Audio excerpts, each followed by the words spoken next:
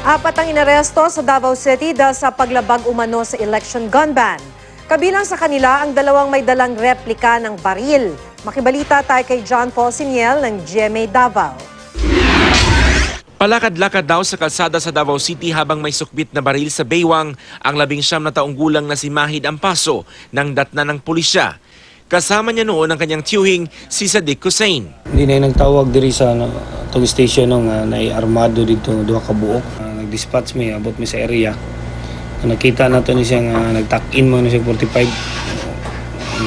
Ito ang isa po nakuhaan po nato og 5 ka bala sa .38. Inamin ng mga naarestong suspect na sa kanila ang baril at mga bala.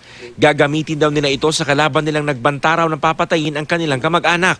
Nami kalaban ko ya dia sa Bangkiruan. Mo na mong gipangita kay among patiyon. Ay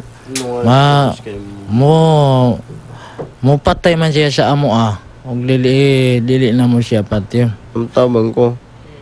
Kaya murag papanak ko siya. Siya na ko 45. Semo na ko 45. Oo. Bago ito, dinakip naman ng pulisya sa hiwalay na bahagi ng lungsod ang magkaibigang John Alan Baclaan at Ranulfo John Cabanyog dahil sa pagdadala ng replika ng M16 Armalite na ginagamit daw sa airsoft. Nanggulo umano ang dalawa sa lugar kaya rumesponde ang mga pulis. Itinanggi ng dalawa ang paratang sa kanila.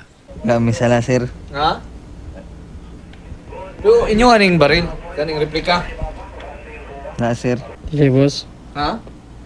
Pero nanong gidakop man mo? Wala na, boss. Kuha na dito nila dito, boss. Ha? Wala may na, boss. Mahaharap sa reklamong paglabag sa election gun ban ang mga naaresto. John Paul Siniel, Nagbabalita, Pilipinas.